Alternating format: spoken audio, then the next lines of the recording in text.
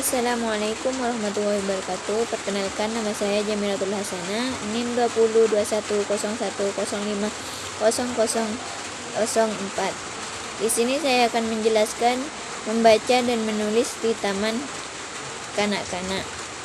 Yang pertama, pendekatan permainan membaca. Dalam pengembangan membaca dan menulis di PAUD atau TK, terdapat beberapa pendekatan yang dilakukan melalui berbagai bentuk permainan. Misalnya, Montessori memperkenalkan permainan membaca dimulai dari unsur huruf dengan menggunakan bentuk gambar pada setiap memperkenalkan hurufnya.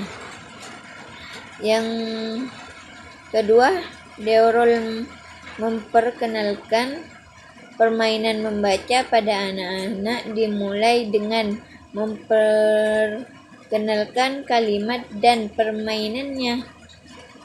Dipilih kalimat perintah agar anak melakukan hal yang ada di dalam perintah tersebut. Yang ketiga, pendekatan works linguistik. Dalam pendekatan ini, pengembangan membaca dengan menggunakan seluruh kemampuan linguistik anak, yang menjadi sumber utama adalah lingkungan dan anak, sehingga dapat mengembangkan perkembangan bahan intelektual dan motorik anak.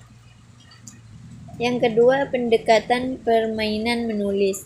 Dalam mengembangkan permainan menulis, Montessori memiliki perhatian dan konsep yang lebih banyak agar anak dapat menunjukkan kelenturan tangan. Maka dapat dilatih mengisi lukisan dengan garis atau mengarsir dan menebalkan.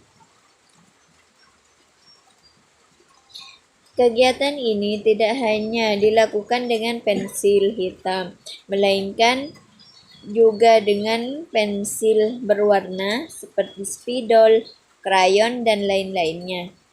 Yang ketiga, metode permainan membaca dan menulis. Berbagai metode pengajaran untuk permainan membaca dan menulis. Metode-metode yang dimaksud adalah: yang pertama, tanya jawab. Yang kedua, demonstrasi atau peragaan. Yang ketiga, bercerita. Yang keempat, bernyanyi. Yang D, melaksanakan permainan membaca dan menulis di taman kanak-kanak. Strategi pembelajaran membaca dan menulis. Dalam pelaksanaan permainan membaca dan menulis, peran lingkungan dan yang sangat menentukan, seperti strategi pembelajaran diantaranya sebagai berikut. Yang A, menciptakan suasana kondusif, cocok, serta memotivasi minat baca dan tulis. Hitung, maka baca dan tulis hitung anak. Yang kedua, mengembangkan kemampuan anak. Yang ketiga, menciptakan ruang luar maupun di dalam kelas yang dapat menumbuhkan kreativitas anak. Kemampuan tersebut dipilih atau dikelompokkan agar memudahkan guru. Kemampuan perkembangan kemampuan membaca dan menulis sebagai berikut. Yang pertama, permainan membaca. Permainan membaca itu meliputi kemampuan mendengar, melihat, dan memahami, berbicara, dan membaca gambar. Yang pertama, kemampuan mendengar. Kemampuan mendengar merupakan kemampuan untuk dapat menghayati alam dan mendengar pendapat orang lain. Yang kedua, kemampuan melihat dan kemampuan dan memahami. Kemampuan ini merupakan kemampuan untuk dapat menghayati dan memahami seperti berkaitan dengan sesuatu dari peristiwa yang dilihatnya.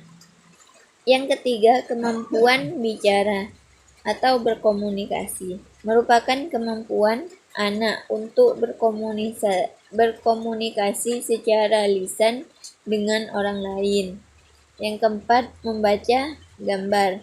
Kemampuan ini mengungkapkan kesanggupan anak untuk membaca sesuatu dengan menggunakan gambar. Sekian dari saya.